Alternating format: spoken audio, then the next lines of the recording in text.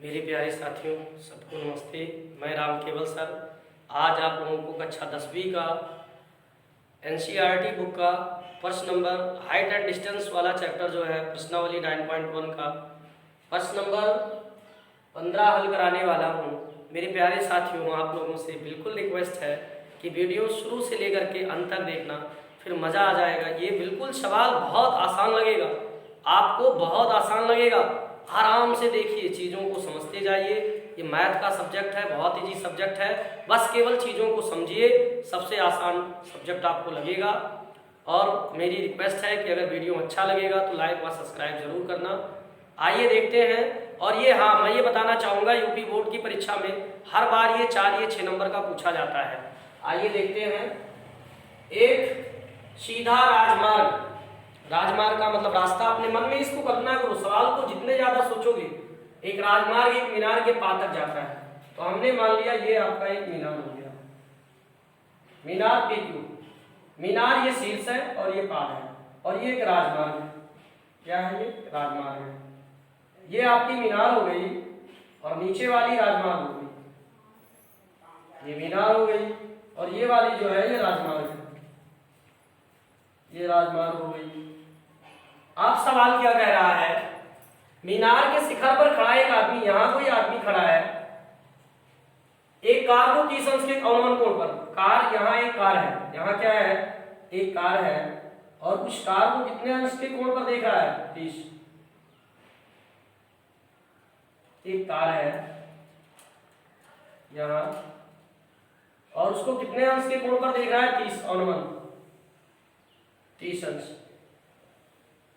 अवनमन कोण यहाँ QR मान लेते हैं, PQR। एक चीज याद रखना, जितना अवनमन बनता है उतना उन्ना रेखांतर अंतः कोण बता दो। यहाँ T मान लो, तो यहाँ कितने अंश पर देखता है? 30 अंश। फिर ये भी 30 बनेगा यहाँ। फिर जो कार है वो क्या कर रही है? मीनार के पार क्यों इधर जा रही है? पार यही तो मीनार का, तो किधर जा रही है? इधर जा रही है। फिर 6 सेकंड बाद कार का अवनमन कोण 60 अंश हो गया। 6 सेकंड बाद, मतलब ये बिंदु ये पर थी, मान लो कार। अब कार कहाँ आ गई? कार यहाँ पहुंच गई। समझ लो कार कहाँ पहुंच गई? कार हमारी यहाँ पहुंच गई। अब ठीक, कितने सेकंड बाद? 6 सेकंड बाद। इसको हम बिंदु B मान लेते हैं। इस पर कोण कितने अंश का बन रहा है? 60 अंश, क्योंकि मीनार की तरफ जाएंगे तो कोण बढ़ेगा। अब ये कितने अंश का हो गया? अवनमन कोण 60 अंश। तो हमने क्या माना? PQ मीनार की ऊंचाई है,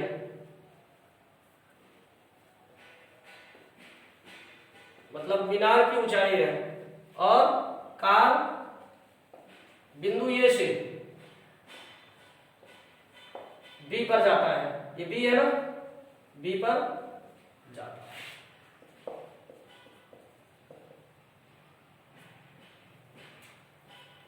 और ये मान लेते हैं कि PQ बराबर H मीटर मान लो, या PQ लिखेंगे तो कोई दिक्कत नहीं होगी, चाहे H मानो। और A से B तक दूरी मान लो X, और यहां तक की दूरी मान लो Y, और टोटल दूरी क्या होगी? यहां से यहां तक X प्लस Y होगी, टोटल दूरी। और क्या माना? AB बराबर हमने X माना, X लिख लेना। मीटर मान लेते हैं, चलो दिया नहीं है कितनी दूरी है, हमने मान लिया अपने मन से मीटर। इसको हम लोगों ने H मान लिया, H मीटर। भाई कुछ नहीं दिया है तो हमने मीटर मान लिया, उससे कोई दिक्कत मैटर होने वाला नहीं है। और ये VP इक्वल टू Y। अब हमारे पास समकोण त्रिभुज 2 है, एक BPQ लिखो चाहे QPB लिखो, ये समकोण है ना। तो समकोण त्रिभुज BPQ में, समकोण त्रिभुज BPQ में देखेंगे तो क्या होगा? हमें भाई काट से कोई मतलब है नहीं, लंब और आधार से मतलब है, तो लंब बटा आधार। लंब हमारा क्या है? PQ है, तो PQ बराबर क्या है? H है। H बटा क्या हो जाएगा? Y हो जाएगा। tan कितना अंश है? 60 अंश। अब tan 60, tan 45, tan 30, tan 90, इसका मान तो याद रखना है आपको। tan 0 का मान याद रखना है, बिल्कुल हमेशा याद रखिए, तब ये सारी चीजें क्लियर होंगी। चलो देखते हैं। tan 60 का मान √3 होगा H बटा Y। ये √3 इक्वल टू H बटा Y, तो ये हो जाएगा y बराबर h बटा रूट 3, ये हो गया। अब हम लोग समकोण त्रिभुज इस बड़े वाले में चलते हैं, समकोण त्रिभुज एपीक्यू में। समकोण त्रिभुज एपीक्यू में, जब एपीक्यू में हम लोग देखेंगे तो क्या मिलेगा हम लोगों को, एपीक्यू, एपीक्यू का मतलब ये वाली, ये पूरा, तो इसमें 30 अंश है तो tan 30 अंश h, लंबटा आधार क्या है x प्लस वाई, tan 30 का मान 1/√3 इक्वल टू h बटा x plus Y, x plus Y से इधर गुणा हो जाएगा और ये √3h। अब हम लोग h बराबर यहाँ क्या लिख सकते हैं, h बराबर, s से तो कोई मतलब है नहीं, √3y, 3 इधर भागे इधर गुणा, तो h के जगह क्या रखेंगे, √3y का, h बराबर √3y रखने पर जहां h है वहां हम लोग क्या रख देंगे, जहां h है वहां हम लोग रखेंगे √3y, x plus Y equal to √3 गुणे √3y, तो ये रूट 2 बार है, x प्लस वाई बराबर क्या हो जाएगा 3y।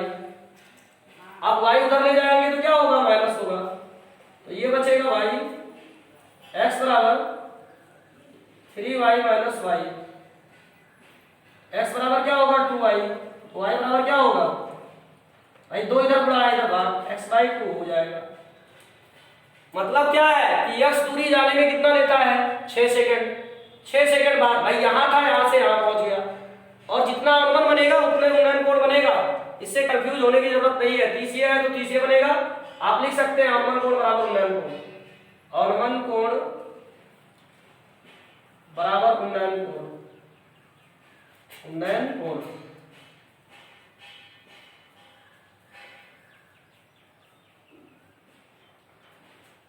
तो मेरे प्यारे साथियों आगे देखते हैं कितनी समय लगेगा, चूंकि x दूरी चलने में लगा समय, चलने में कार द्वारा लगा समय,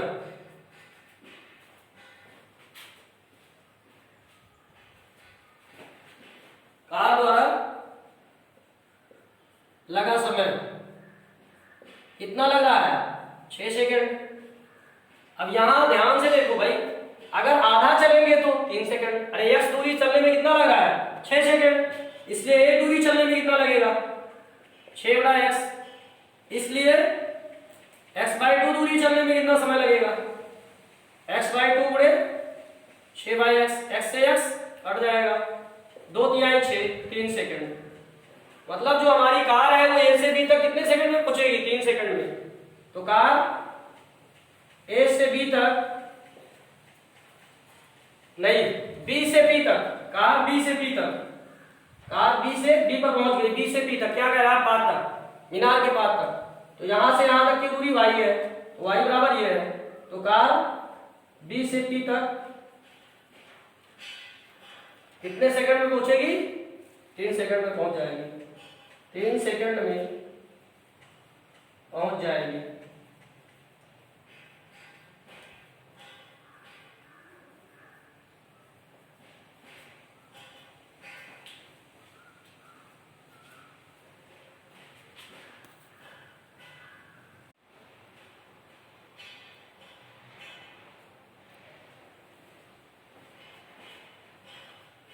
अब हम लोग प्रश्न नंबर 16 एनसीईआरटी बुक से पढ़ रहे हैं,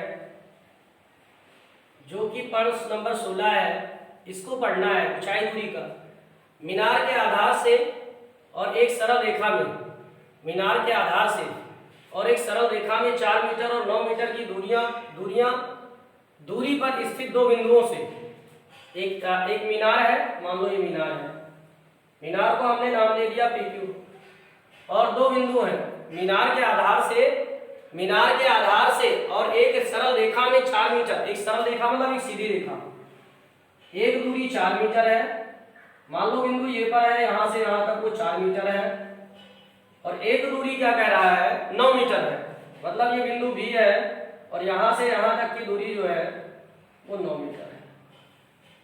फिर आगे क्या कह रहा है, दो बिंदुओं से मीनार के शिखर के उन्नयन कोण, मीनार की शिखर के उन्नयन कोण बन गए। और दो बिंदुओं से क्या कर रहे हैं, पूरक है। तो पूरक कोण कौन से होते हैं, पूरक कोण वह कोण होते हैं, यहाँ कोटि पूरक होना चाहिए था, कोटि पूरक भी इसको लिखते हैं। कोटि पूरक ऐसे कोण होते हैं जिन दो कोणों को जोड़ने पर 90 अंश आए।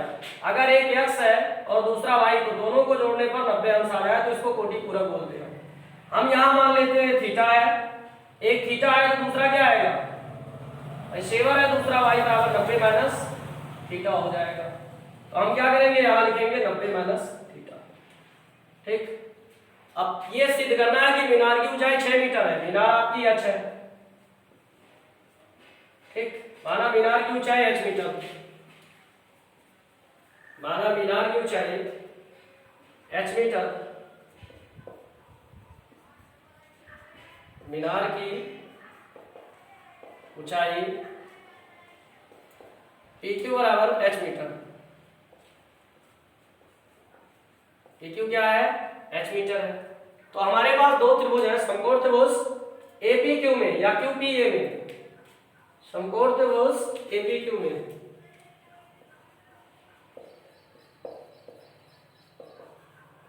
APQ में, इसमें tan 90 माइनस थीटा है। tan लिखो या काट लिख लो, कोई दिक्कत नहीं है, बराबर h बटा 4।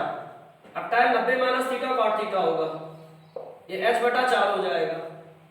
या यूं लिख लो इसको, tan कर लो 1 बटा tan theta equal to h बटा 4, या उलट लो नीचे का ऊपर, तो tan थीटा बराबर क्या होगा, 4 बटा h हो जाएगा।